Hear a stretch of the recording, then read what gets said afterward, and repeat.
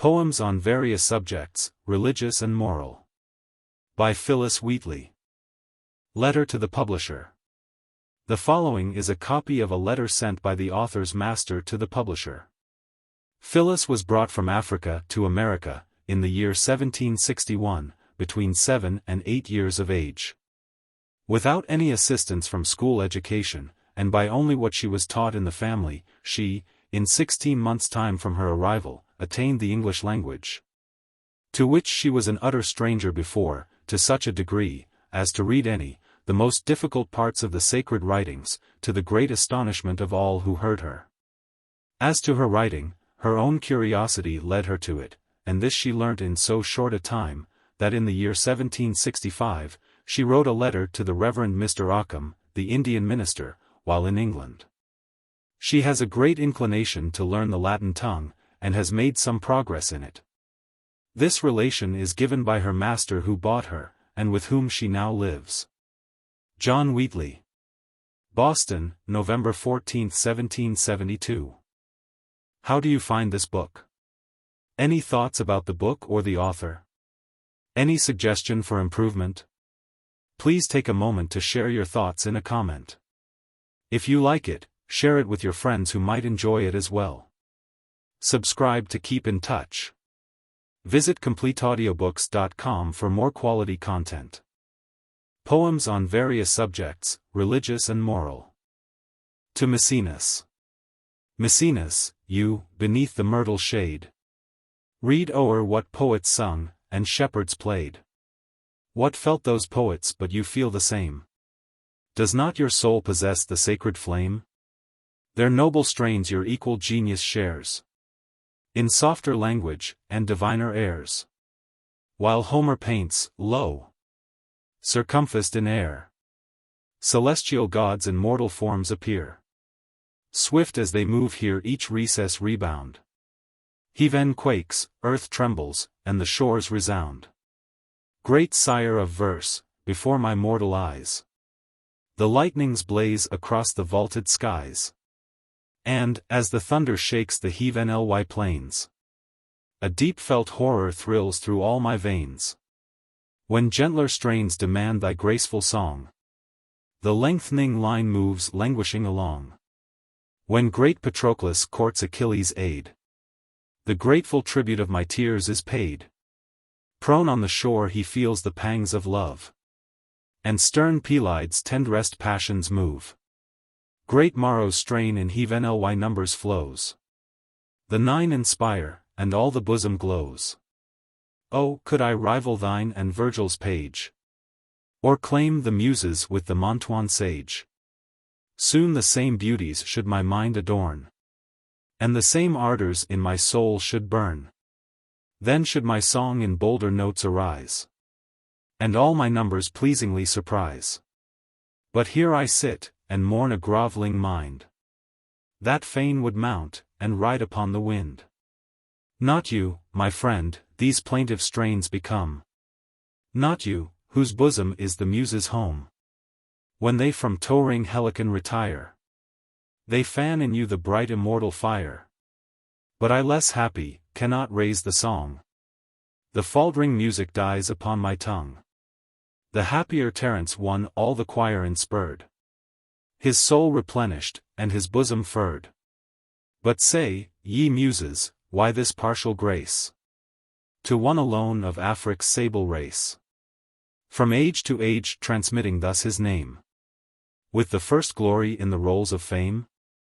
Thy virtues, great Maecenas, shall be sung in praise of him, from whom those virtues sprung. While blooming wreaths around thy temples spread, I'll snatch a laurel from thine honored head, while you indulgent smile upon the deed. As long as Thames in streams majestic flows, or Naiads in their oozy beds repose, while Phoebus reigns above the starry train, while bright Aurora purples o'er the main, so long, great Sir, the Muse thy praise shall sing, so long thy praise shall make Parnassus ring. Then grant, Maecenas, thy paternal rays, hear me propitious, and defend my lays on virtue. O thou bright jewel, in my aim I strive to comprehend thee. Thine own words declare wisdom is higher than a fool can reach. I cease to wonder, and no more attempt thine height to explore, or fathom thy profound. But, O my soul, sink not into despair. Virtue is near thee, and with gentle hand would now embrace thee, hovers o'er thine head. Fain would the heathen-born soul with her converse. Then seek, then court her for her promised bliss. Auspicious queen, thine heathen-wide pinion spread, and lead celestial chastity along. Lo! Now her sacred retinue descends, arrayed in glory from the orbs above. Attend me, virtue, through my youthful years. O leave me not to the false joys of time, but guide my steps to endless life and bliss. Greatness, or goodness, say what I shall call thee, to give me an higher appellation still. Teach me a better strain, a nobler lay. O thou, enthroned with cherubs in the realms of day, to the University of Cambridge, in New England. While an intrinsic ardor prompts to write, the muses promise to assist my pen. 'Twas not long since I left my native shore, the land of errors, and Egyptian gloom. Father of mercy, 'twas thy gracious hand brought me in safety from those dark abodes. Students, to you 'tis given to scan the heights above, to traverse the ethereal space, and mark the systems of revolving worlds.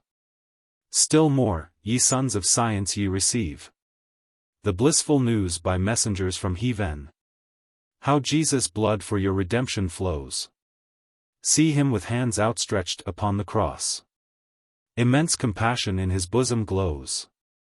He hears revilers, nor resents their scorn.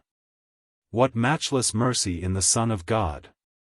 When the whole human race by sin had fallen, he deigned to die that they might rise again, and share with him in the sublimest skies.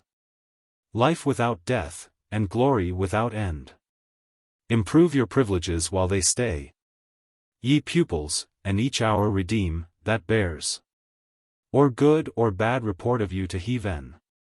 Let sin, that baneful evil to the soul, by you be shunned, nor once remit your guard. Suppress the deadly serpent in its egg, ye blooming plants of human race divine. An Ethiop tells you 'tis your greatest foe. Its transient sweetness turns to endless pain, and in immense perdition sinks the soul. To the King's most excellent majesty. 1768. Your subjects hope, dread sire, the crown upon your brows may flourish long, and that your arm may in your God be strong. Oh, may your scepter numberous nations sway, and all with love and readiness obey. But how shall we the British King reward? Rule thou in peace, our Father, and our Lord. Midst the remembrance of thy favors past, the meanest peasants most admire the last. 2. May George, beloved by all the nations round, live with heaven's choicest constant blessings crowned. Great God, direct, and guard him from on high, and from his head let every evil fly. And may each climb with equal gladness see, a monarch's smile can set his subjects free. On being brought from Africa to America, 'twas mercy brought me from my pagan land, taught my benighted soul to understand that there's a God, that there's a Savior too. Once I redemption neither sought nor knew. Some view our sable race with scornful eye, their color is a diabolic dye. Remember, Christians, Negroes, black as Cain, may be refined, and join th angelic train. On the death of the Reverend Dr. Sewell. 1769. Ere yet the morn its lovely blushes spread, see Sewell numbered with the happy dead. Hail, holy man, arrived th immortal shore, though we shall hear thy warning voice no more. Come, let us all behold with wishful eyes the saint ascending to his native skies. From hence the prophet winged his rapturous way to the blessed mansions in eternal day. Then begging for the Spirit of our God, and panting eager for the same abode.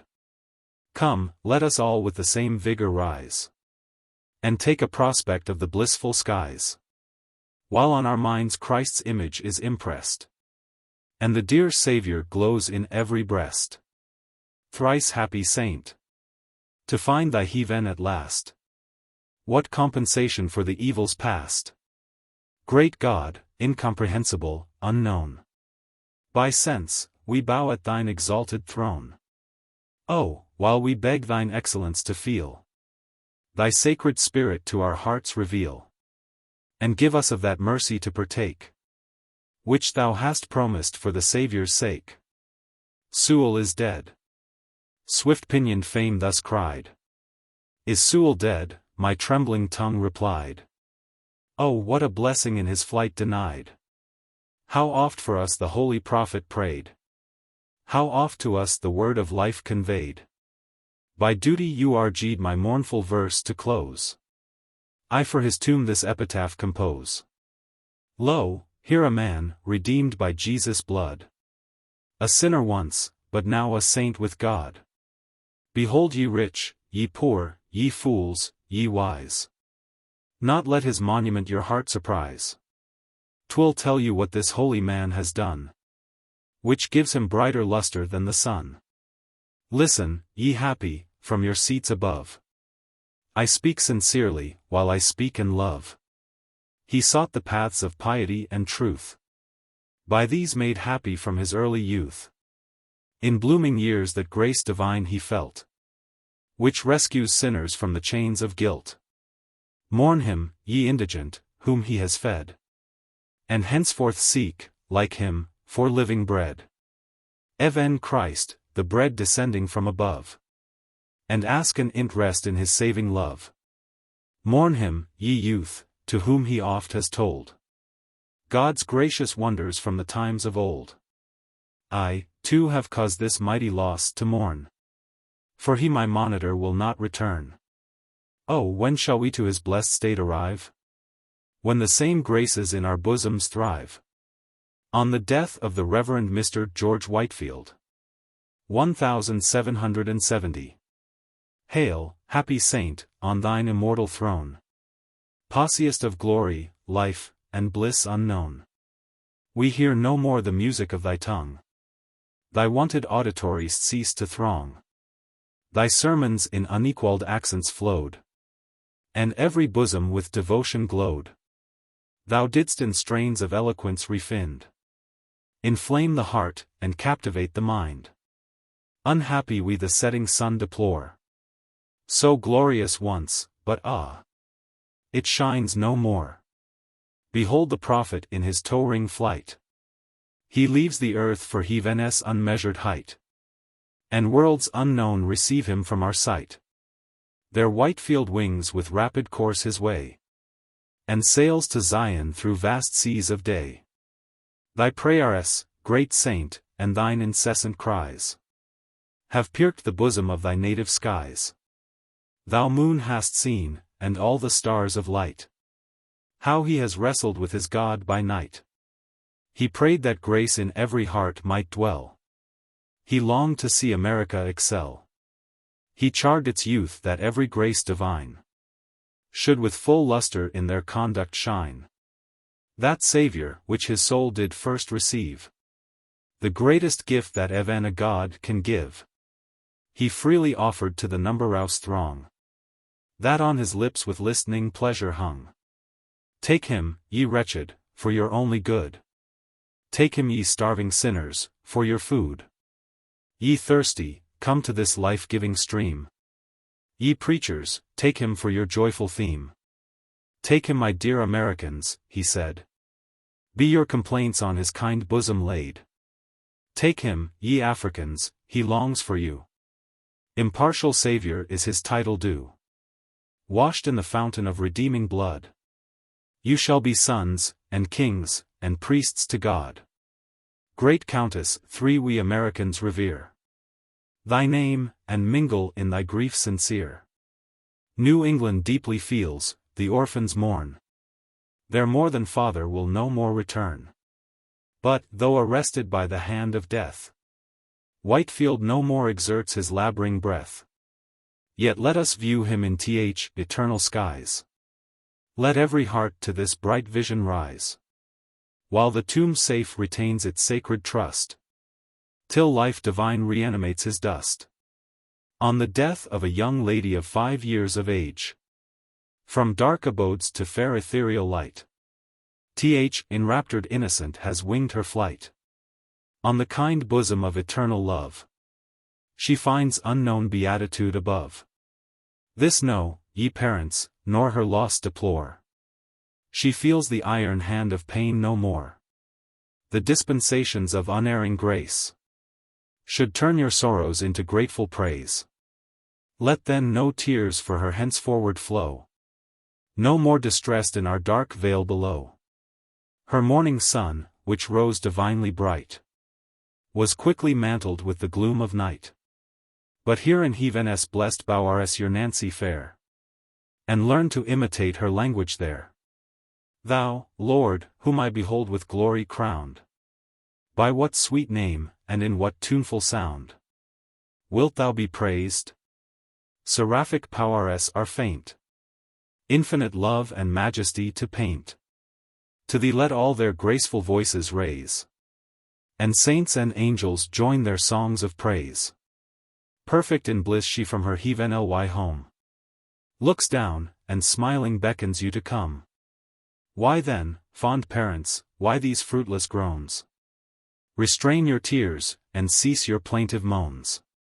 Freed from a world of sin, and snares, and pain, why would you wish your daughter back again?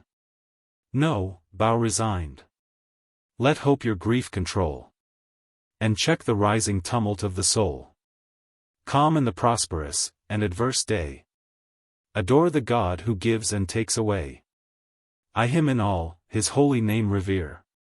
Upright your actions, and your heart sincere, till having sailed through life's tempestuous sea, and from its rocks and boisterous billows free, yourselves, safe landed on the blissful shore, shall join your happy babe to part no more.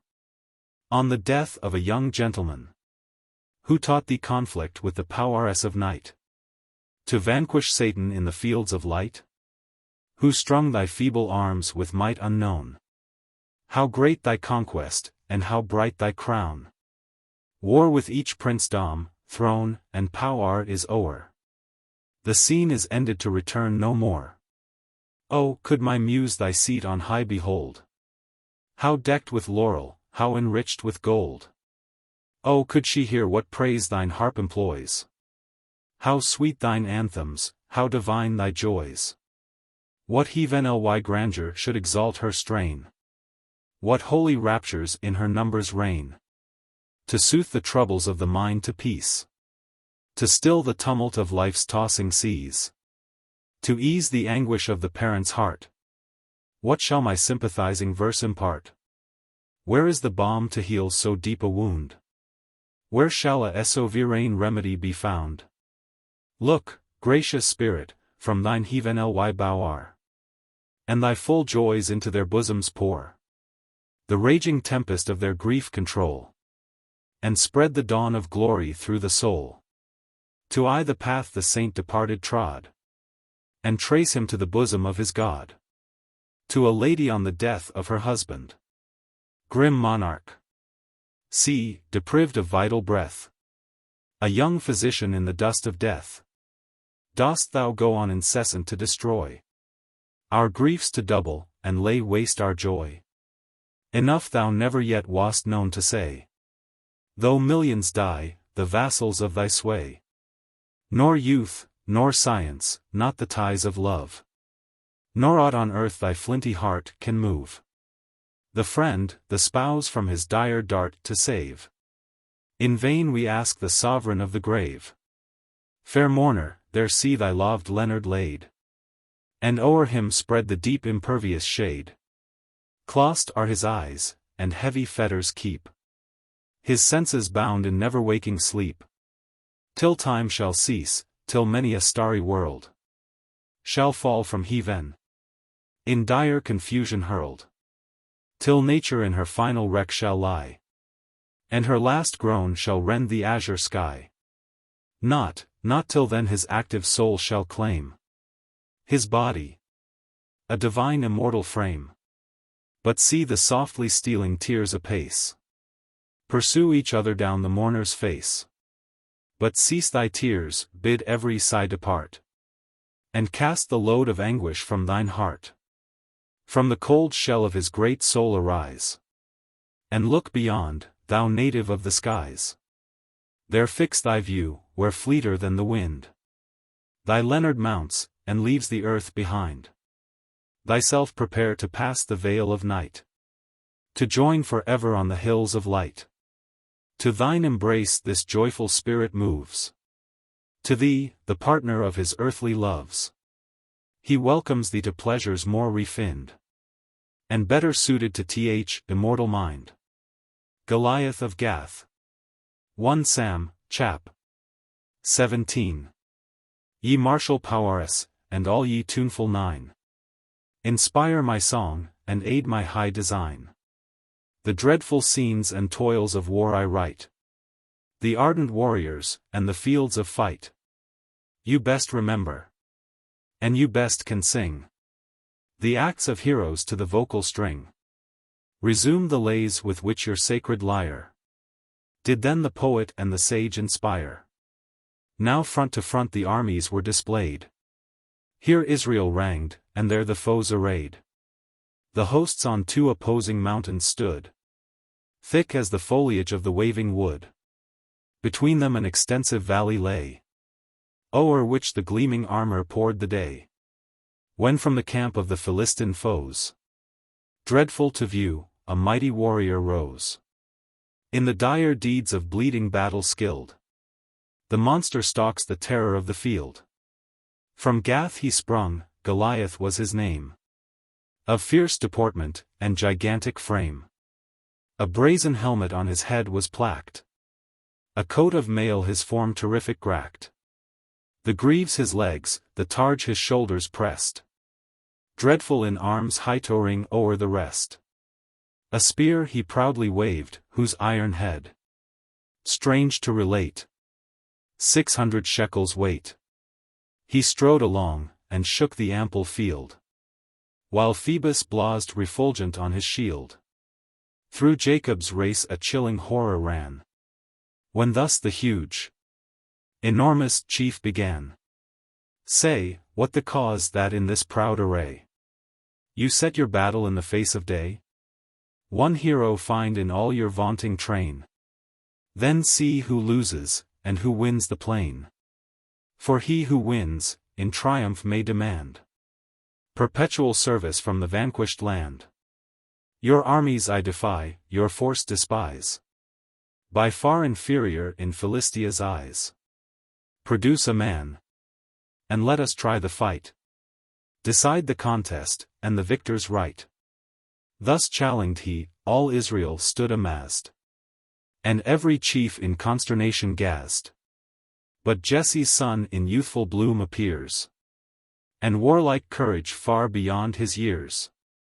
He left the folds, he left the flowery meads, and soft recesses of the sylvan shades. Now Israel's monarch, and his troops arise, with peals of shouts ascending to the skies. In Elah's vale the scene of combat lies, when the fair morning blushed with orient red. What David's fire enjoined the sun obeyed, and swift of foot towards the trench he came, where glowed each bosom with the martial flame. He leaves his carriage to another's care, and runs to greet his brethren of the war. While yet they spake the giant chief arose, repeats the challenge, and insults his foes. Struck with the sound, and trembling at the view, affrighted Israel from its post withdrew. Observe ye this tremendous foe, they cried, who in proud vaunts our armies hath defied. Whoever lays him prostrate on the plain, freedom in Israel for his house shall gain. And on him wealth unknown the king will pour, and give his royal daughter for his dower. Then Jesse's youngest hope, my brethren say, what shall be done for him who takes away reproach from Jacob, who destroys the chief, and puts a period to his country's grief? He vaunts the honors of his arms abroad, and scorns the armies of the living God. Thus spoke the youth, attentive people wide. The Wandrouse hero, and again replied, such the rewards our monarch will bestow on him who conquers, and destroys his foe. Eliab heard, and kindled into ire, to hear his shepherd brother thus inquire. And thus begun, what errand brought thee? Say, who keeps thy flock? Or does it go astray? I know the base ambition of thine heart, but back in safety from the field depart. Eliab thus to Jesse's youngest heir expressed his wrath in accents most severe. When to his brother mildly he replied, what have I done? Or what the cause to chide? The words were told before the king, who sent for the young hero to his royal tent. Before the monarch dauntless he began, for this Philistine fail no heart of man. I'll take the veil, and with the giant fight. I dread not all his boasts, nor all his might. When thus the king, darest thou a stripling go, and venture combat with so great a foe? Who all his days has been inured to fight, and made its deeds his study and delight. Battles and bloodshed brought the monster forth, and clouds and whirlwinds ushered in his birth. When David thus, I kept the fleecy care, and out there rushed a lion and a bear. A tender lamb the hungry lion took, and with no other weapon than my crook, bold I pursued, and chased him o'er the field. The prey delivered, and the felon killed. As thus the lion and the bear I slew, so shall Goliath fall, and all his crew. The God, who saved me from these beasts of prey, by me this monster in the dust shall lay. So David spoke.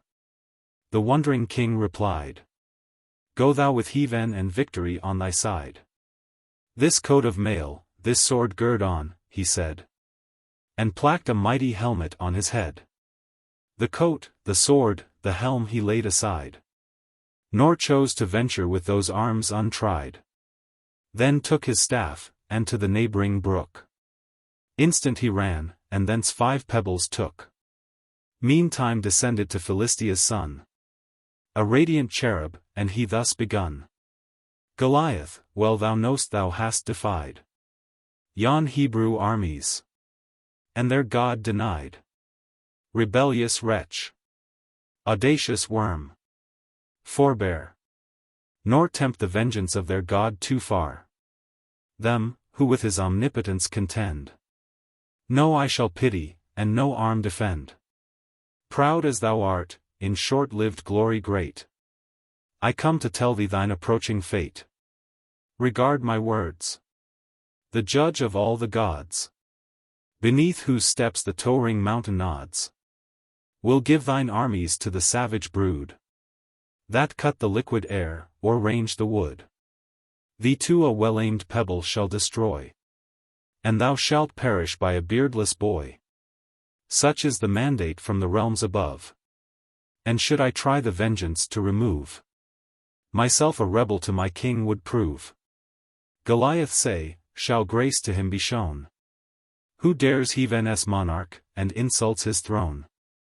Your words are lost on me, the giant cries, while fear and wrath contended in his eyes.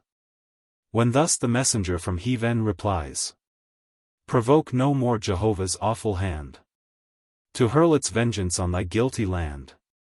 He grasps the thunder, and he wings the storm. Servants their sovereign's orders to perform. The angel spoke, and turned his eyes away, adding new radiance to the rising day. Now David comes, the fatal stones demand. His left, the staff engagged his better hand. The giant moved, and from his towering height surveyed the stripling, and disdained the fight. And thus began, Am I a dog with thee? Bring'st thou no armor, but a staff to me? The gods on thee their volleyed curses pour, and beasts and birds of prey thy flesh devour. David undaunted thus, thy spear and shield shall no protection to thy body yield. Jehovah's name, no other arms I bear. I ask no other in this glorious war. Today the Lord of hosts to me will give victory, today thy doom thou shalt receive. The fate you threaten shall your own become, and beasts shall be your animated tomb. That all the earth's inhabitants may know that there's a God who governs all below. This great assembly too shall witness stand, that needs nor sword, nor spear, Almighty's hand. The battle his, the conquest he bestows, and to our power consigns our hated foes. Thus David spoke, Goliath heard and came to meet the hero in the field of fame. Ah! Fatal meeting to thy troops and thee. But thou wast deaf to the divine decree. Young David meets thee not in vain. 'Tis thine to perish on and sanguine plain. And now the youth the forceful pebble flung. Philistia trembled as it whizzed along. In his dread forehead, where the helmet ends, just o'er the brows the well-aimed stone descends. It pierced the skull, and shattered all the brain. Prone on his face he tumbled to the plain. Goliath's fall no smaller terror yields than riving thunders in aerial fields. The soul still lingered in its loved abode, till conquering David o'er the giant strode. Goliath's sword then laid its master dead, and from the body hewed the ghastly head. The blood in gushing torrents drenched the plains. The soul found passage through the spouting veins. And now aloud illustrious victor said, Where are your boastings now your champions dead? Scarce had he spoke, when the Philistines fled. But fled in vain. The conqueror swift pursued. What scenes of slaughter! And what seas of blood! There Saul thy thousands grasped empurpled sand. In pangs of death the conquest of thine hand. And David there were thy 10,000s laid. Thus Israel's damsels musically played. Near Gath and Edron many an hero lay. Breathed out their souls, and cursed the light of day. Their fury, quenched by death, no longer burns. And David with Goliath's head returns. To Salem brought, but in his tent he placked the load of armor which the giant gracked. His monarch saw him coming from the war, and thus demanded of the son of Na. Say, who is this amazing youth, he cried. When thus the leader of the host replied, As lives thy soul I know not whence he sprung. So great in prowess though in years so young. Inquire whose son is he, the sovereign said. Before whose conquering arm Philistia fled. Before the king behold the stripling stand. Goliath's head depending from his hand. To him the king, say of what martial line art thou, young hero, and what sire was thine? He humbly thus, the son of Jesse I came the glories of the field to try. Small is my tribe, but valiant in the fight. Small is my city, but thy royal right. Then take the promised gifts, the monarch cried. Conferring riches and the royal bride. Knit to my soul forever thou remain with me, nor quit my regal roof again. Thoughts on the works of Providence. Arise, my soul, on wings enraptured, rise. To praise the monarch of the earth and skies. Whose goodness and beneficence appear. As round its center moves the rolling year. Or when the morning glows with rosy charms. Or the sun slumbers in the ocean's arms. Of light divine be a rich portion lent. To guide my soul, and favor my intent. Celestial muse, my arduous flight sustain. And raise my mind to a seraphic strain. Audiobook forever be the God unseen. which round the sun revolves this vast machine. Though to his eye its mass a point appears. Audiobook the God that whirls surrounding spheres. Which first ordained that mighty soul should reign. The peerless monarch of th ethereal train. Of miles twice 40 millions is his height. And yet his radiance dazzles mortal sight. So far beneath, from him th extended earth. Vigor derives. And every flow rebirth. Vast through her orb she moves with easy grace. Around her Phoebus in unbounded space. True to her course th impetuous storm derides. Triumphant o'er the winds, and surging tides. Almighty, in these wondrous works of thine. What power, what wisdom, and what goodness shine. And are thy wonders, Lord, by men explored. And yet creating glory unadored. Creation smiles in various beauty gay. While day to night, and night succeeds to day. That wisdom, which attends Jehovah's ways, shines most conspicuous in the solar rays. Without them, destitute of heat and light, this world would be the reign of endless night. In their excess how would our race complain? Abhorring life. How hate its lengthened chain? From era dust what numberous ills would rise? What dire contagion taint the burning skies? What pestilential vapors, fraught with death, would rise, and overspread the lands beneath? Hail, smiling morn, that from the orient main, ascending dost adorn the heavenly plain. So rich, so various are thy beauteous dyes, that spread through all the circuit of the skies. That, full of thee, my soul in rapture soars. And thy great God, the cause of all adores. O'er beings infinite his love extends. His wisdom rules them, and his power defends. When tasks diurnal tire the human frame, the spirits faint, and dim the vital flame. Then too that ever-active bounty shines, which not infinity of space confines. The sable veil, that night in silence draws, conceals effects, but shows th almighty cause. Night seals in sleep the wide creation fair, and all is peaceful but the brow of care. Again, gay Phoebus, as the day before, wakes every eye, but what shall wake no more? Again the face of nature is renewed, which still appears harmonious, fair, and good.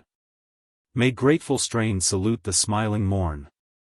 Before its beams the eastern hills adorn. Shall day to day, and night to night conspire, to show the goodness of the Almighty Sire? This mental voice shall man regardless hear, and never, never raise the filial prayer? Today, O hearken, nor your folly mourn, for time misspent, that never will return. But see the sons of vegetation rise, and spread their leafy banners to the skies. All-wise almighty providence we trace in trees, and plants, and all the flowery race. As clear as in the nobler frame of man, all lovely copies of the Maker's plan. The power the same that forms a ray of light, that called de-creation from eternal night. Let there be light, he said, from his profound. Old chaos heard, and trembled at the sound. Swift as the word, inspurred by power divine. Behold the light around its maker shine. The first fair product of th omnific God. And now through all his works diffused abroad. As reason's powers by day our God disclose, so we may trace him in the night's repose. Say what is sleep? And dreams how passing strange, when action ceases, and ideas range, licentious and unbounded o'er the plains, where fancy's queen in giddy triumph reigns. Here in soft strains the dreaming lover sigh to a kind fair, or rave in jealousy. On pleasure now, and now on vengeance bent, the labyrinthine passions struggle for a vent. What power, O man, thy reason then restores, so long suspended in nocturnal hours? What secret hand returns the mental train, and gives improv thine active powers again? From thee, O man, what gratitude should rise? And, when from balmy sleep thou op'st thine eyes, let thy first thoughts be praises to the skies. How merciful our God who thus imparts o'erflowing tides of joy to human hearts, when wants and woes might be our righteous lot.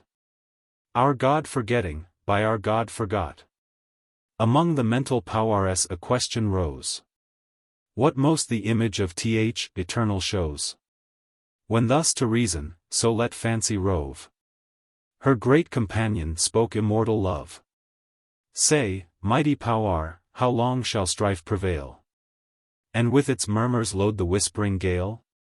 Refer the cause to recollection's shrine, who loud proclaims my origin divine. The cause whence heaven and earth began to be. And is not man immortalized by me? Reason let this most causeless strife subside. Thus love pronounced, and reason thus replied.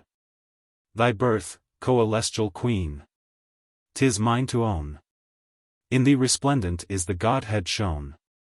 Thy words persuade, my soul enraptured feels resistless beauty which thy smile reveals.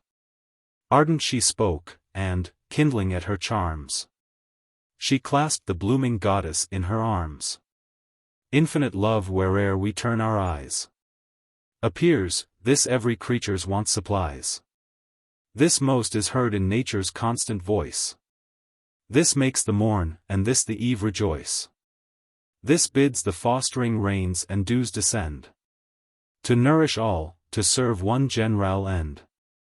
The good of man, yet man ungrateful pays but little homage, and but little praise. To him, whose works arid with mercy shine, what songs should rise, how constant, how divine. To a lady on the death of three relations, we trace the power of death from tomb to tomb. And his are all the ages yet to come. 'Tis his to call the planets from on high, to blacken Phoebus, and dissolve the sky. His too, when all in his dark realms are hurled from its firm base to shake the solid world. His fatal scepter rules the spacious whole, and trembling nature rocks from pole to pole. Awful he moves, and wide his wings are spread. Behold thy brother numbered with the dead. From bondage freed, the exulting spirit flies beyond Olympus, and these starry skies. Lost in our woe for thee, blessed shade, we mourn. In vain, to earth thou never must return. Thy sisters too, fair mourner, feel the dart of death, and with fresh torture rend thine heart. Weep not for them, who wish thine happy mind to rise with them, and leave the world behind. As a young plant by hurricanes uptorn, so near its parent lies the newly born. But, midst the bright ethereal train behold, it shines superior on a throne of gold. Then, mourner, cease. Let hope thy tears restrain. Smile on the tomb, and soothe the raging pain. On yon blessed regions fix thy longing view, mindless of sublunary scenes below. Ascend the sacred mount, in thought arise, and seek substantial and immortal joys, where hope receives, where faith to vision springs, and raptured seraphs tune immortal strings. To strains ecstatic, thou the chorus join, and to thy Father tune the praise divine. To a clergyman on the death of his lady, where contemplation finds her sacred spring, where heavenly music makes the arches ring, where virtue reigns unsullied and divine, where wisdom throned, and all the graces shine. There sits thy spouse amidst the radiant throng, while praise eternal warbles from her tongue. Their choirs angelic shout her welcome round, with perfect bliss, and peerless glory crowned. While thy dear mate, to flesh no more confined, exults a blessed, and heaven ascended mind. Say in thy breast shall floods of sorrow rise? Say shall its torrents overwhelm thine eyes?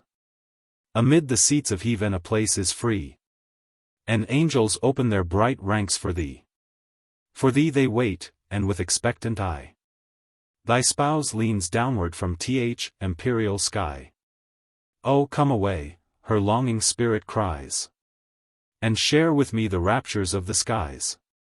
Our bliss divine to mortals is unknown. Immortal life and glory are our own. There too may the dear pledges of our love arrive, and taste with us the joys above. Attune the harp to more than mortal lays, and join with us the tribute of their praise.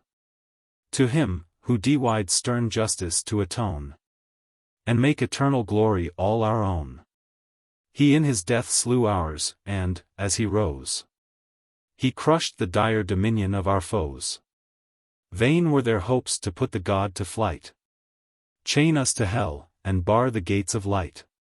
She spoke, and turned from mortal scenes her eyes, which beamed celestial radiance o'er the skies. Then thou dear man, no more with grief retire. Let grief no longer damp devotion's fire, but rise sublime, to equal bliss aspire. Thy sighs no more be wafted by the wind, no more complain, but be to heaven resigned. 'Twas thine to unfold the oracles divine. To soothe our woes the task was also thine. Now sorrow is incumbent on thy heart. Permit the muse a cordial to impart. Who can to thee their tenderest aid refuse? To dry thy tears how longs the heavenly muse? An hymn to the morning.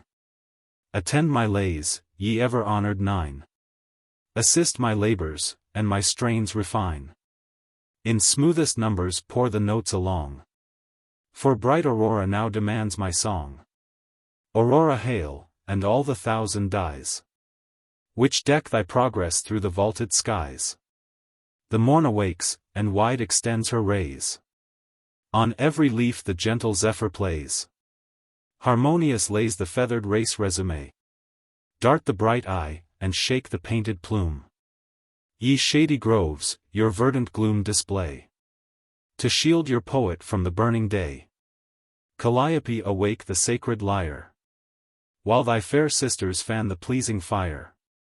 The bowers, the gales, the variegated skies, in all their pleasures in my bosom rise. See in the east th illustrious king of day. His rising radiance drives the shades away. But oh, I feel his fervid beams too strong. And scarce begun, concludes th abortive song. An hymn to the evening. Soon as the sun forsook the eastern main, the pealing thunder shook the heavenly plain. Majestic grandeur, from the zephyr's wing, exhales the incense of the blooming spring. Soft purl the streams, the birds renew their notes, and through the air their mingled music floats. Through all the heavens what beauteous dyes are spread, but the west glories in the deepest red. So may our breasts with every virtue glow, the living temples of our God below, filled with the praise of him who gives the light, and draws the sable curtains of the night. Let placid slumbers soothe each weary mind, at morn to wake more heavenly, more refined. So shall the labors of the day begin, more pure, more guarded from the snares of sin. Night's leaden scepter seals my drowsy eyes. Then cease, my song, till fair Aurora rise. Isaiah 63 verse 1, 8. Say, heavenly muse, what king or mighty god that moves sublime from Idumea's road? In Bosra's dyes, with martial glories joined, his purple vesture waves upon the wind. Why thus enrobed delights he to appear? In the dread image of the power of war? Compassed in wrath the swelling winepress groaned. It bled, and poured the gushing purple round. Mine was the act, th Almighty Saviour said, and shook the dazzling glories of his head. When all forsook I trod the press alone, and conquered by omnipotence my own. For man's release sustained the ponderous load, for man the wrath of an immortal God. To execute Eternal's dread command. My soul I sacrificed with willing hand. Sinless I stood before the avenging frown, atoning thus for vices not my own. His eye the ample field of battle round surveyed, but no created succors found. His own omnipotence sustained the fight. His vengeance sunk the haughty foes in night. Beneath his feet the prostrate troops were spread, and round him lay the dying, and the dead. Great God, what lightning flashes from thine eyes! What power withstands if thou indignant rise against thy Zion, though her foes may rage, and all their cunning, all their strength engage? Yet she serenely on thy bosom lies, smiles at their arts, and all their force defies. On recollection. Nemi begin. Inspire, ye sacred nine, your Ventrous Afric in her great design. Nemi, immortal power, I trace thy spring. Assist my strains, while I thy glories sing. The acts of long departed years, by thee recovered, in due order ranged we see. Thy power the long forgotten calls from night, that sweetly plays before the fancy's sight. Nemi in our nocturnal visions pours the ample treasure of her secret stores. Swift from above the wings her silent flight, through Phoebe's realms, fair regent of the night. And, in her pomp of images displayed, to the high-raptured poet gives her aid. Through the unbounded regions of the mind, diffusing light celestial and refined, the Heaven phantom paints the actions done by every tribe beneath the rolling sun. Nemi, enthroned within the human breast, has vice condemned, and every virtue blessed. How sweet the sound when we her plaudit hear! Sweeter than music to the ravished ear. Sweeter than morrow's entertaining strains, resounding through the groves, and hills, and plains. But how is Nemi dreaded by the race, who scorn her warnings and despise her grace? By her unveiled each horrid crime appears, her awful hand a cup of wormwood bears. Days, years misspent, oh what a hell of woe! Hers the worst tortures that our souls can know. Now 18 years their destined course have run, in fast succession round the central sun. How did the follies of that period pass? Unnautic, but behold them writ in brass. In recollection see them fresh return, and sure, 'tis mine to be ashamed, and mourn. O virtue, smiling in immortal green, do thou exert thy power, and change the scene. Be thine employ to guide my future days, and mine to pay the tribute of my praise. Of recollection such the power enthroned in every breast, and thus her power is owned. The wretch, who dared the vengeance of the skies, at last awakes in horror and surprise. By her alarmed, he sees impending fate. He howls in anguish, and repents too late. But oh! What peace, what joys are hers to impart to every holy, every upright heart. Thrice blessed the man, who, in her sacred shrine, feels himself sheltered from the wrath divine. On imagination. Thy various works, imperial queen, we see. How bright their forms! How decked with pomp by thee! Thy wondrous acts in beauteous order stand, and all attest how potent is thine hand. From Helicon's refulgent heights attend, ye sacred choir, and my attempts befriend, to tell her glories with a faithful tongue. Ye blooming graces, triumph in my song. Now here, now there, the roving fancy flies, till some loved object strikes her wandering eyes, whose silken fetters all the senses bind, and soft captivity involves the mind. Imagination. Who can sing thy force? Or who describe the swiftness of thy course? Soaring through air to find the bright abode, imperial palace of the thundering god. We on thy pinions can surpass the wind, and leave the rolling universe behind. From star to star the mental optics rove. Measure the skies, and range the realms above. There in one view we grasp the mighty whole. Or with new worlds amaze unbounded soul. Though winter frowns to fancy's raptured eyes, the fields may flourish, and gay scenes arise. The frozen deeps may break their iron bands, and bid their waters murmur o'er the sands. Fair Flora may resume her fragrant reign, and with her flowery riches deck the plain. Sylvanus may diffuse his honors round, and all the forest may with leaves be crowned. Shores may descend, and dews their gems disclose, and nectar sparkle on the blooming rose. Such is thy power, nor are thine orders vain, O thou the leader of the mental train. In full perfection all thy works are wrought, and thine the scepter o'er the realms of thought. Before thy throne the subject passions bow. Of subject passions sovereign ruler thou. At thy command joy rushes on the heart, and through the glowing veins the spirits dart. Fancy might now her silken pinions try to rise from earth, and sweep expanse on high. From Tithon's bed now might Aurora rise, her cheeks all glowing with celestial dyes, while a pure stream of light o'erflows the skies. The monarch of the day I might behold, and all the mountains tipped with radiant gold. But I reluctant leave the pleasing views, which fancy dresses to delight the muse. Winter austere forbids me to aspire, and northern tempests damp the rising fire. They chill the tides of fancy's flowing sea.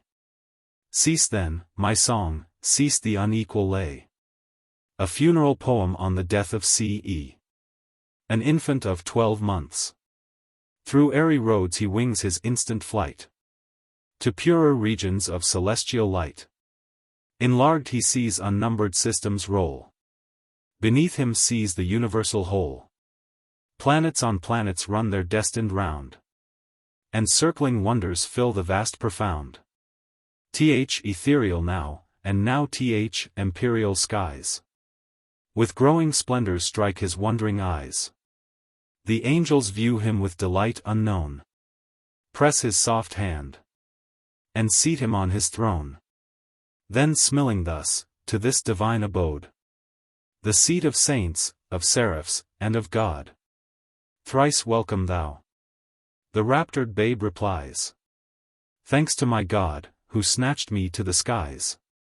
Ere vice triumphant had possessed my heart, ere yet the tempter had beguiled my heart, ere yet on sin's base actions I was bent, ere yet I knew temptation's dire intent, ere yet the lash for horrid crimes I felt, ere vanity had led my way to guilt. But, soon arrived at my celestial goal, full glories rush on my expanding soul. Joyful he spoke, exulting cherubs round clapped their glad wings, the heavenly vaults resound. Say, parents, why this unavailing moan? Why heave your pensive bosoms with the groan? To Charles, the happy subject of my song, a brighter world, and nobler strains belong. Say, would you tear him from the realms above, by thoughtless wishes, and preposterous love? Doth his felicity increase your pain? Or could you welcome to this world again the air of bliss? With a superior air, methinks he answers with a smile severe. Thrones and dominions cannot tempt me there. But still you cry, can we the sigh forbear? And still must we not pour the tear? Our only hope, more dear than vital breath, 12 moons revolved, becomes the prey of death. Delightful infant, nightly visions give thee to our arms, and we with joy receive. We fain would clasp the phantom to our breast.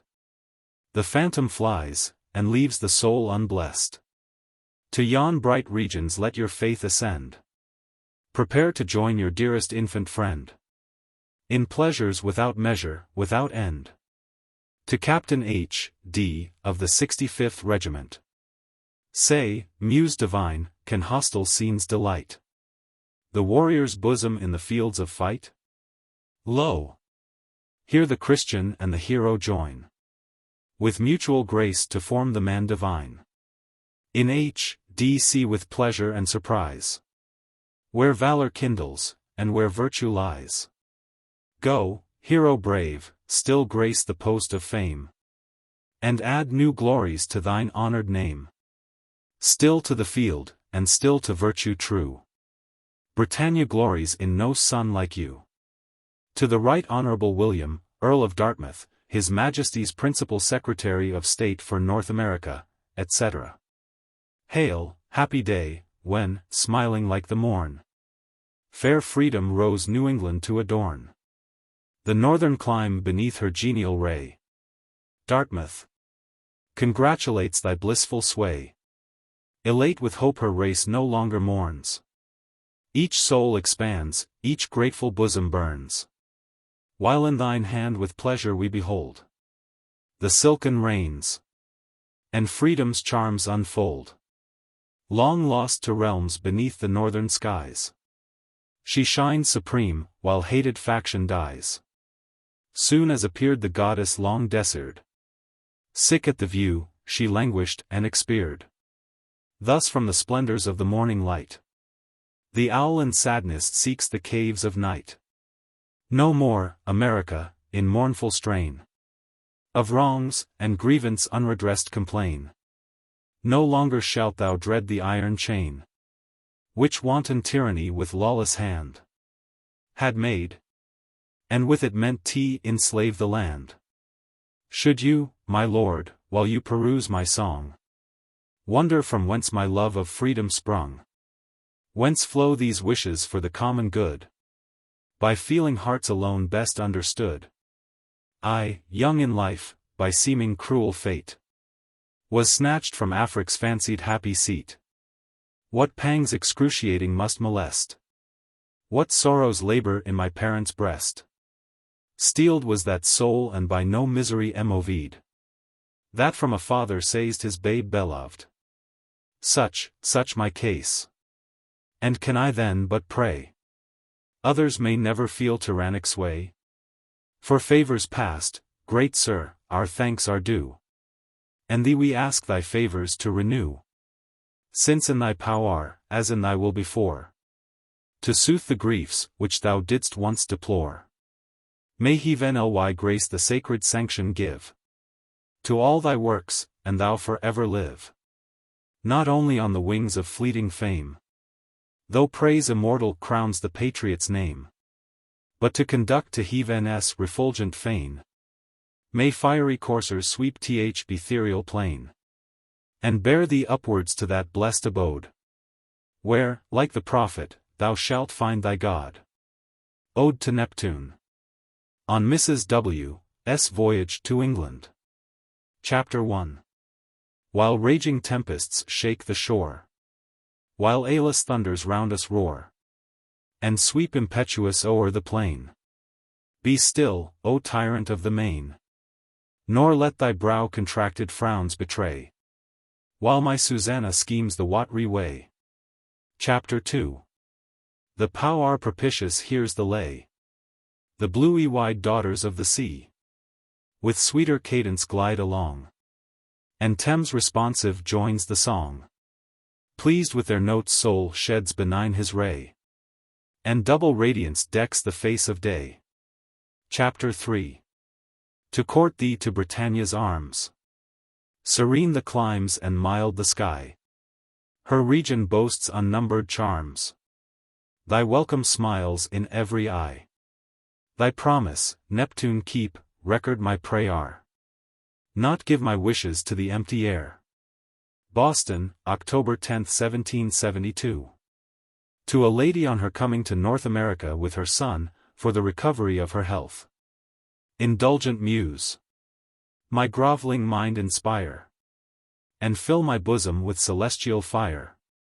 See from Jamaica's fervid shore she moves, like the fair mother of the blooming loves, when from above the goddess with her hand fans the soft breeze, and lights upon the land.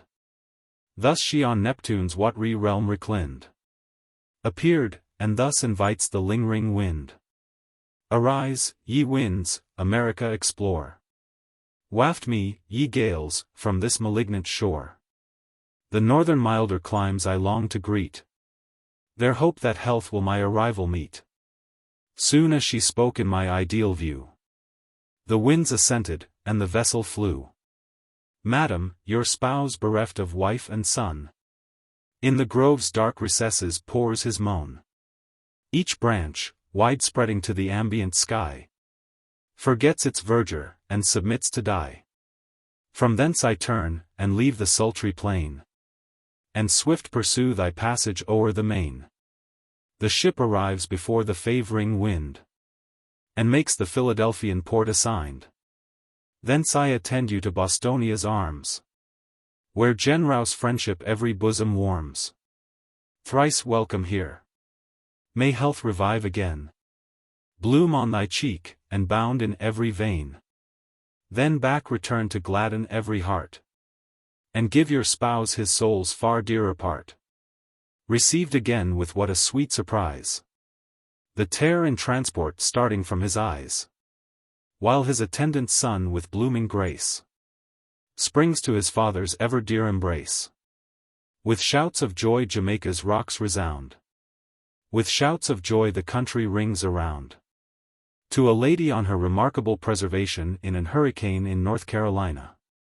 Though thou didst hear the tempest from afar, and felt'st the horrors of the watery war, to me unknown, yet on this peaceful shore, methinks I hear the storm tumultuous roar, and how stern Boreas with impetuous hand compelled the Nereids to usurp the land.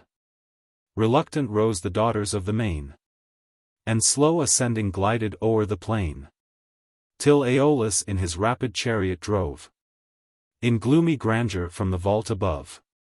Furious he comes, his winged sons obey their frantic sire, and madden all the sea. The billows rave, the wind's fierce tyrant roars, and with his thundering terrors shakes the shores. Broken by waves the vessel's frame is rent, and strows with planks the watery element. But thee, Maria, a kind Nereid's shield, preserved from sinking, and thy form upheld, and sure some heathen oracle designed, at that dread crisis to instruct thy mind, things of eternal consequence to weigh, and to thine heart just feelings to convey, of things above, and of the future doom, and what the births of the dread world to come. From tossing seas I welcome thee to land. Resign her, Nereid, 'twas thy God's command. Thy spouse late buried, as thy fears conceived, again returns, thy fears are all relieved. Thy daughter blooming with superior grace, again thou seest, again thine arms embrace. O come, and joyful show thy spouse his heir, and what the blessings of maternal care.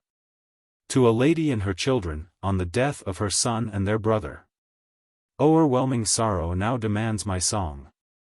From death the overwhelming sorrow sprung. What flowing tears! What hearts with grief oppressed!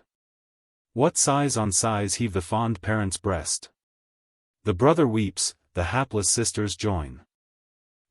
Increasing woe, and swell the crystal brine. The poor, who once his generous bounty fed, droop, and bewail their benefactor dead. In death the friend, the kind companion lies, and in one death what various comfort dies. Unhappy mother sees the sanguine rill forget to flow, and nature's wheels stand still, but see from earth his spirit far removed, and know no grief recalls your best beloved.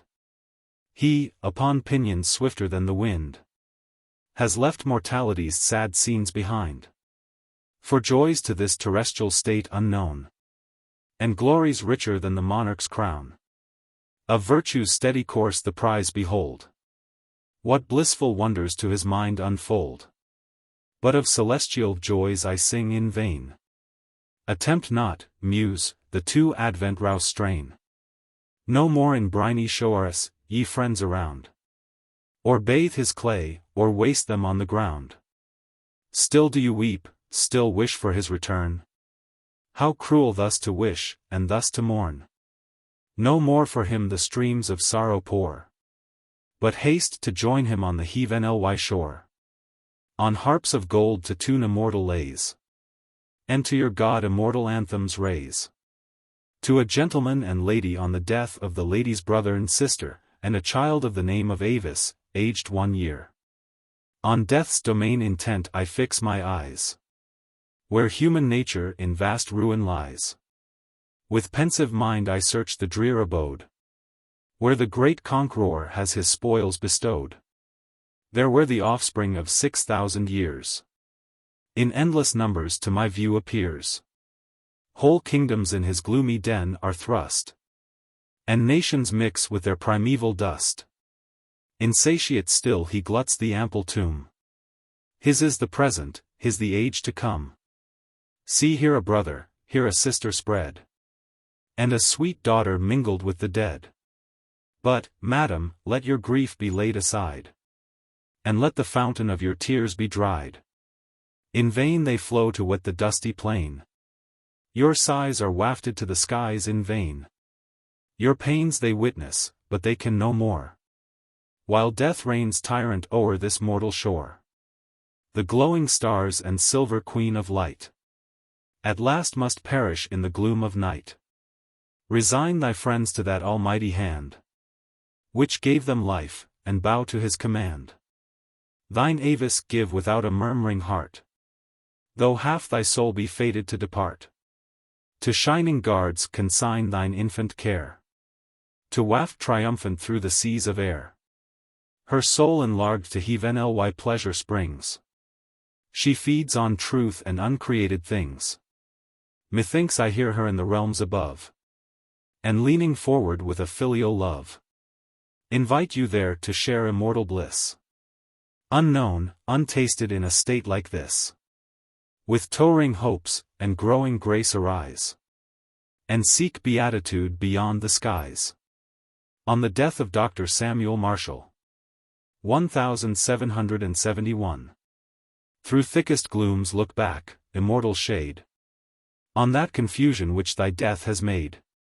Or from Olympus' height look down, and see a town involved in grief bereft of thee.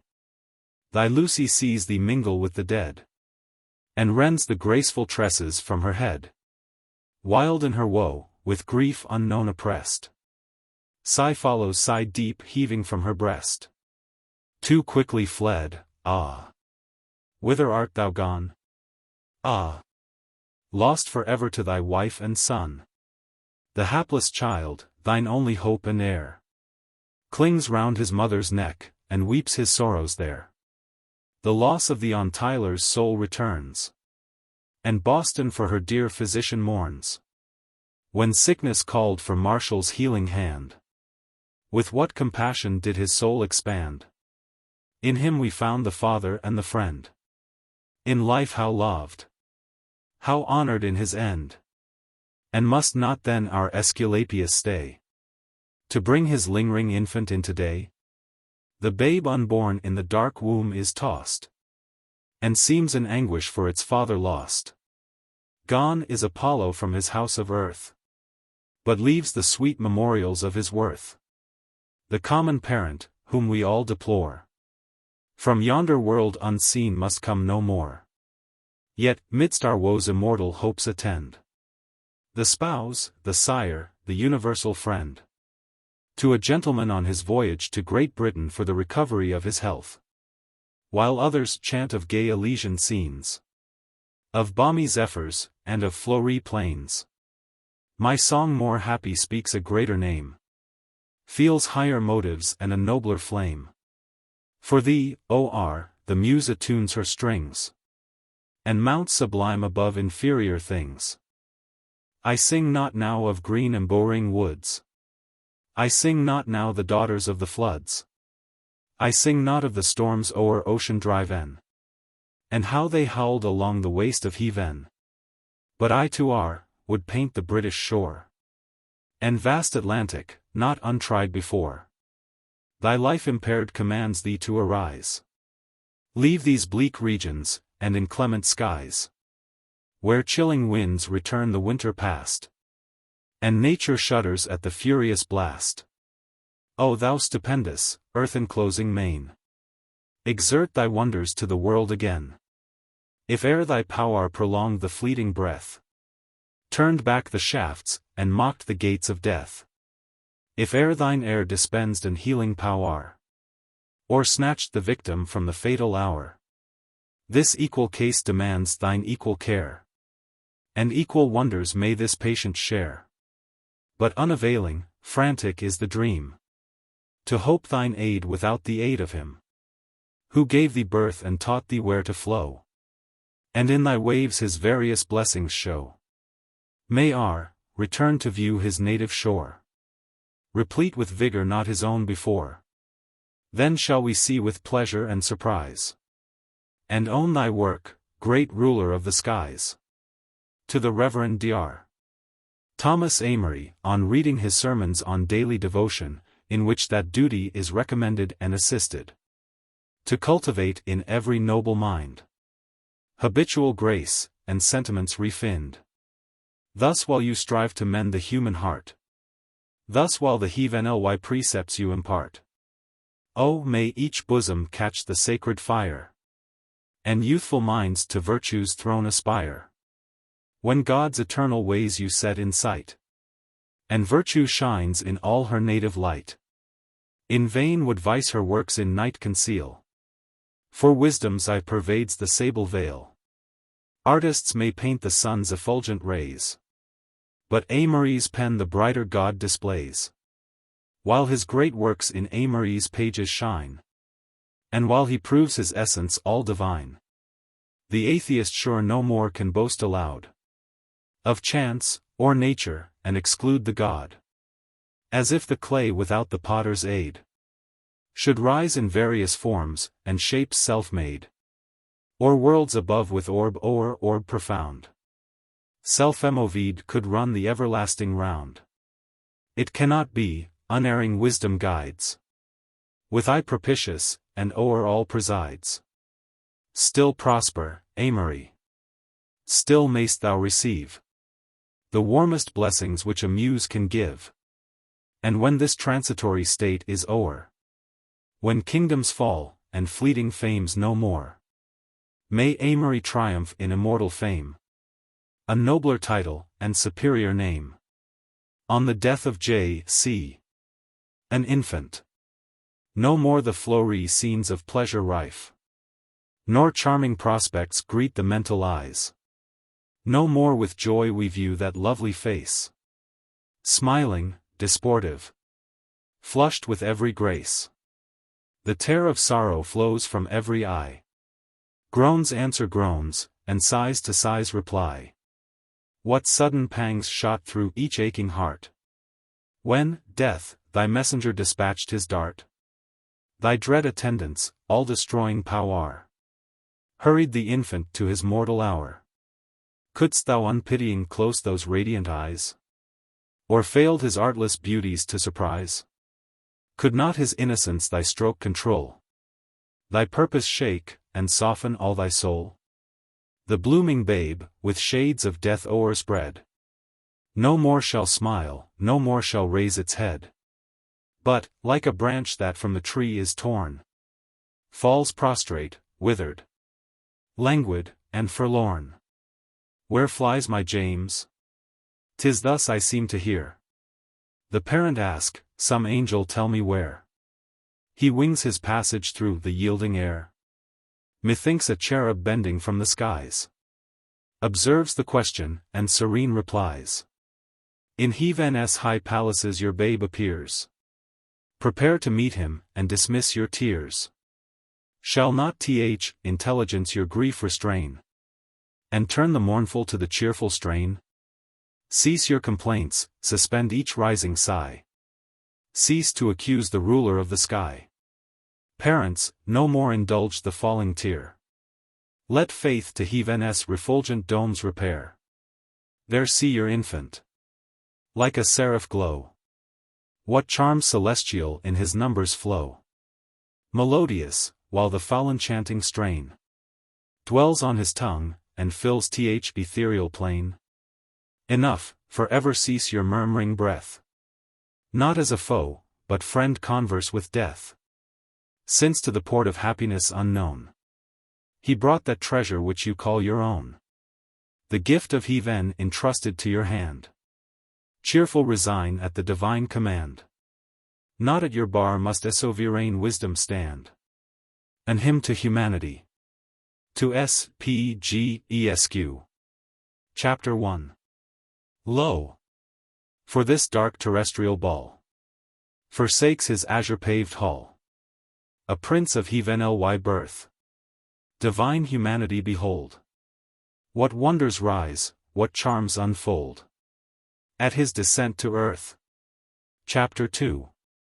The bosoms of the great and good. With wonder and delight he viewed. And fixed his empire there. Him, close compressing to his breast. The sire of gods and men addressed. My son, my heaven-ly fair. Chapter 3. Descend to earth, there place thy throne. To succor man's afflicted son. Each human heart inspire. To act in bounties unconfined. Enlarge the close contracted mind. And fill it with thy fire. Chapter 4. Quick as the word, with swift career. He wings his course from star to star. And leaves the bright abode. The virtue did his charms impart. There why?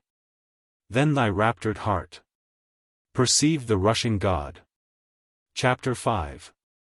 For when thy pitying eye did see the languid muse in low degree, then at thy desire descended the celestial nine.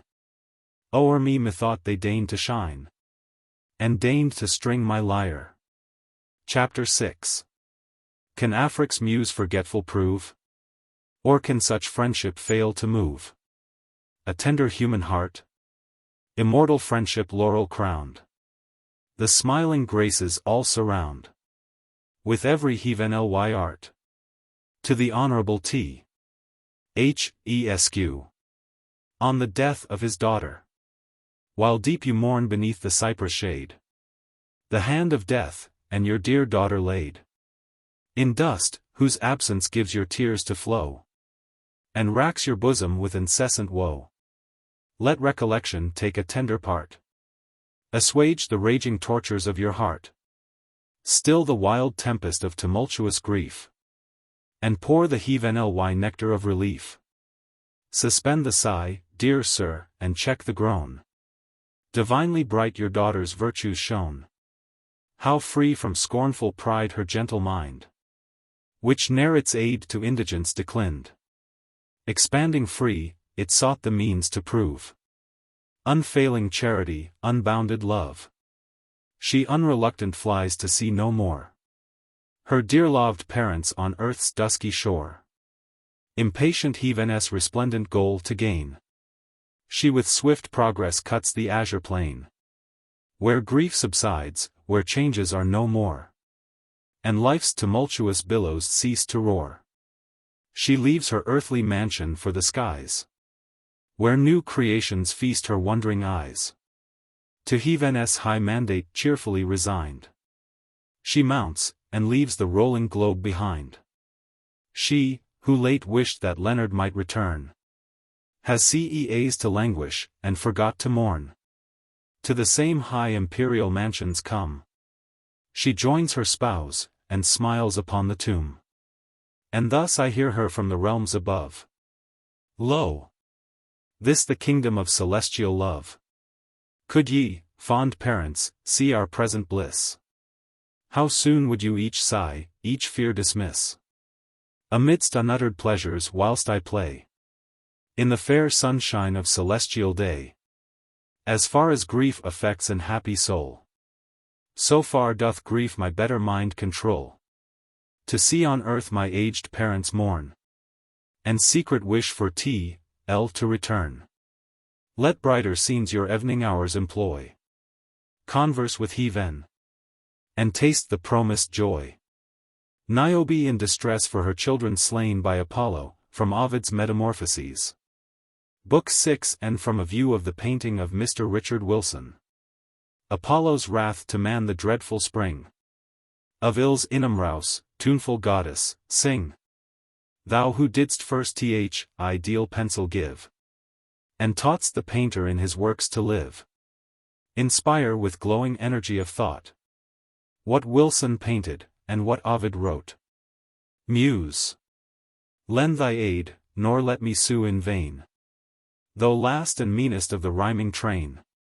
O guide my pen in lofty strains to show the Phrygian queen, all beautiful in woe. 'Twas where Maeonia spreads her wide domain. Niobe dwelt, and held her potent reign. See in her hand the regal scepter shine, the wealthy heir of Tantalus divine. He most distinguished by Dodonian Jove, to approach the tables of the gods above. Her grandsire Atlas, who with mighty pains ethereal axis on his neck sustains. Her other grandsire on the throne on high rolls the loud pealing thunder through the sky. Her spouse, Amphion, who from Jove too springs, divinely taught to sweep the sounding strings. 7 sprightly sons the royal bed adorn, 7 daughters beauteous as the opening morn, as when Aurora fills the ravished sight, and decks the orient realms with rosy light. From their bright eyes the living splendors play, nor can beholders bear the flashing ray. Wherever, Niobe, thou turn'st thine eyes, new beauties kindle, and new joys arise. But thou hadst far the happier mother proved, if this fair offspring had been less beloved. What if their charms exceed Aurora's taint? No words could tell them, and no pencil paint. Thy love too vehement hastens to destroy each blooming maid, and each celestial boy. Now Manto comes, endued with mighty skill, the past to explore, the future to reveal. Through Thebes' wide streets Tiresia's daughter came, divine Latona's mandate to proclaim.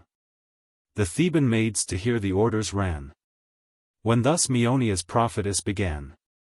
Go, Thebans! Great Latona's will obey, and pious tribute at her altars pay. With rites divine, the goddess be implored, nor be her sacred offspring unadored. Thus Manto spoke. The Theban maids obey, and pious tribute to the goddess pay. The rich perfumes ascend in waving spires, and altars blaze with consecrated fires. The fair assembly moves with graceful air, and leaves of laurel bind the flowing hair. Niobe comes with all her royal race, with charms unnumbered, and superior grace. Her Phrygian garments of delightful hue, inwove with gold, refulgent to the view. Beyond description beautiful she moves, like heathen Venus, midst her smiles and loves. She views around the supplicating train, and shakes her graceful head with stern disdain. Proudly she turns around her lofty eyes, and thus reviles celestial deities. What madness drives the Theban ladies fair to give their incense to surrounding air? Say why this new-sprung deity preferred? Why vainly fancy your petitions heard? Or say why Caius' offspring is obeyed, while to my godship no tributes paid? For me no altars blaze with living fires, no bullock bleeds, no frankincense transpires. Though Cadmus' palace, not unknown to fame, and Phrygian nations all revere my name. Where'er I turn my eyes vast wealth I find. Lo! Here an empress with a goddess joined. What, shall a Titaness be deified, to whom the spacious earth a couch denied? Nor heaven, nor earth, nor sea received your queen, till pitying Delos took the wand rare in. Round me what a large progeny is spread. No frowns of fortune has my soul to dread. What if indignant she decrease my train? more than Latona's number will remain. Then hence, ye Theban dames, hence haste away. Nor longer offerings to Latona pay. Regard the orders of Amphion's spouse. And take the leaves of laurel from your brows. Niobe spoke. The Theban maids obeyed. Their brows unbound, and left the rites unpaid. The angry goddess heard, then silence broke. On Cynthus' summit, and indignant spoke. Phoebus! Behold, thy mother in disgrace. Who to no goddess yields the prior place. Except to Juno's self, who reigns above. The spouse and sister of the thundering Jove. Niobe, sprung from Tantalus, inspires each Theban bosom with rebellious fires. No reason her imperious temper quells. But all her father in her tongue rebels. Wrap her own sons for her blaspheming breath. Apollo! Wrap them in the shades of death. Latona ceased, and ardent thus replies. The god, whose glory decks expanded skies. Cease thy complaints, mine be the task assigned. To punish pride, and scourge the rebel mind. This Phoebe joined, they wing their instant flight. Thebes trembled as immortal Poweress alight. With clouds encompassed glorious Phoebus stands. The feathered vengeance quivering in his hands. Near Cadmus' walls a plain extended lay. Where Thebes' young princes passed in sport the day. There the bold coursers bounded o'er the plains. While their great masters held the golden reins. Ismenus first the racing pastime led.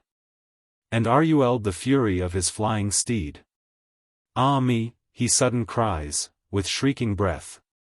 While in his breast he feels the shaft of death. He drops the bridle on his courser's mane. Before his eyes in shadows swims the plain.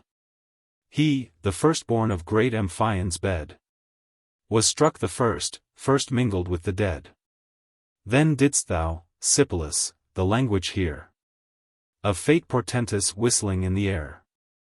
As when impending storm the sailor sees. He spreads his canvas to the favoring breeze. So to thine horse thou gav'st the golden reins. Gav'st him to rush impetuous o'er the plains.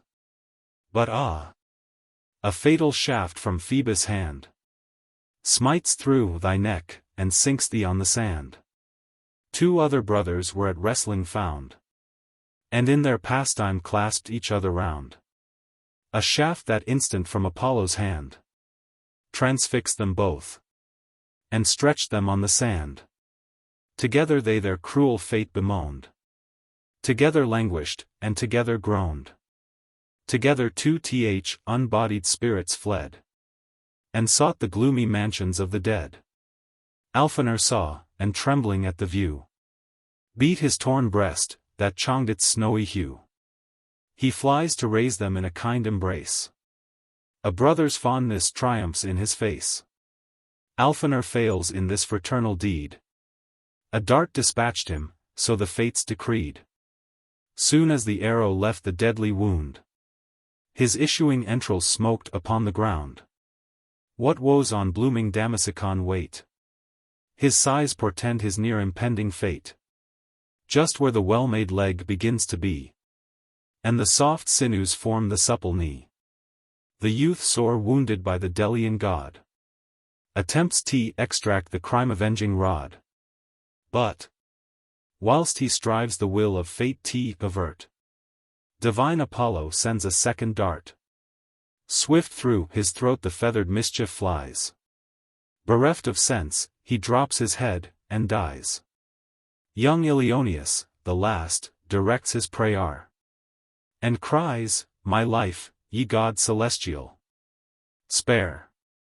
Apollo heard, and pity touched his heart. But ah! Too late, for he had sent the dart. Thou too, O Ilioneus, are doomed to fall. The fates refuse that arrow to recall. On the swift wings of ever-flying fame. To Cadmus' palace soon the tidings came. Niobe heard. And with indignant eyes She thus expressed her anger and surprise. Why is such privilege to them allowed? Why thus insulted by the Delian god? Dwells there such mischief in the powers above? Why sleeps the vengeance of immortal Jove? For now Amphion too, with grief oppressed, had plunged the deadly dagger in his breast. Niobe now, less haughty than before, with lofty head directs her steps no more. She, who late told her pedigree divine, and drove the Thebans from Latona's shrine. How strangely changed, yet beautiful in woe. She weeps, nor weeps unpitied by the foe. On each pale corse the wretched mother spread, lay overwhelmed with grief, and kissed her dead. Then raised her arms, and thus, in accents slow, be sated cruel goddess, with my woe. If I've offended, let these streaming eyes, and let this sevenfold funeral suffice. Ah! Take this wretched life you deigned to save. With them I too am carried to the grave. Rejoice triumphant, my victorious foe. But show the cause from whence your triumphs flow.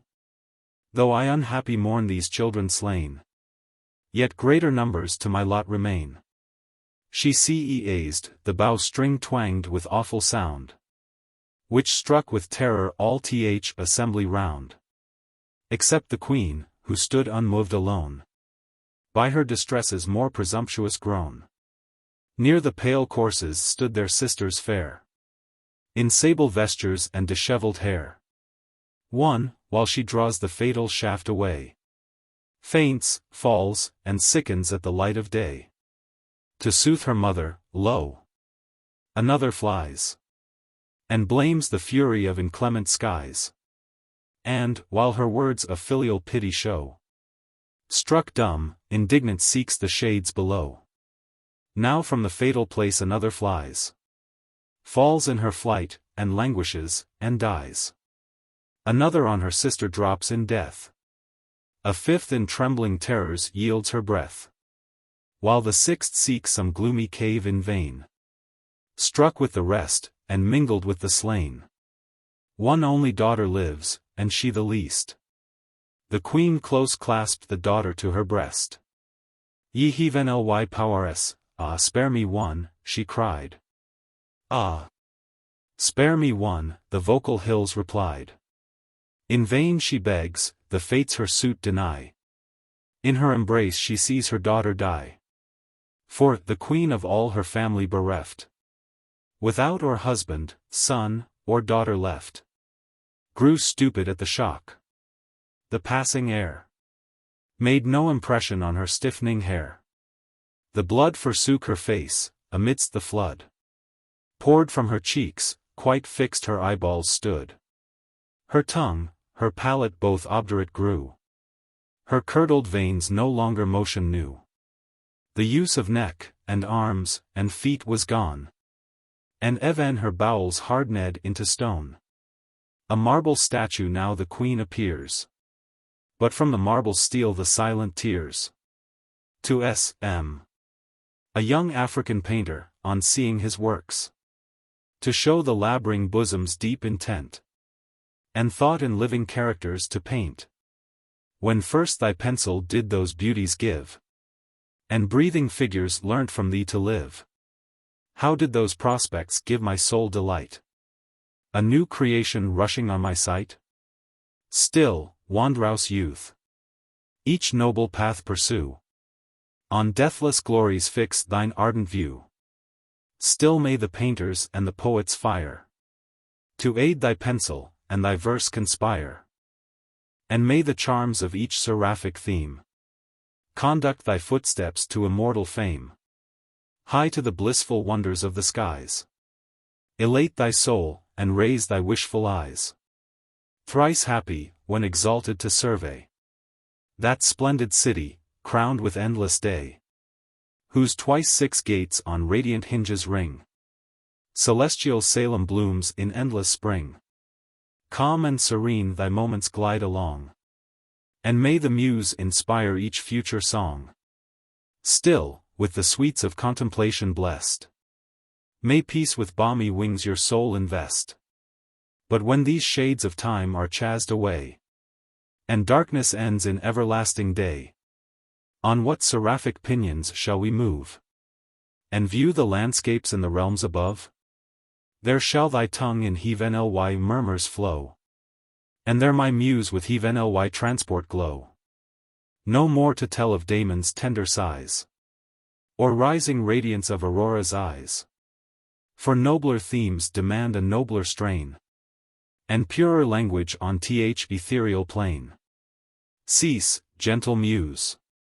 The solemn gloom of night now seals the fair creation from my sight. To his honor the Lieutenant Governor, on the death of his lady. March 24, 1773.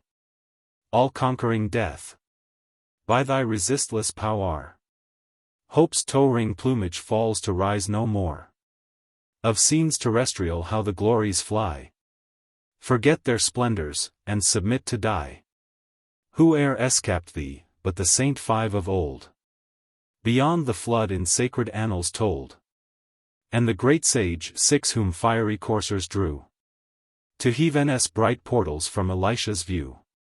Wondering he gazed at the refulgent car, then snatched the mantle floating on the air.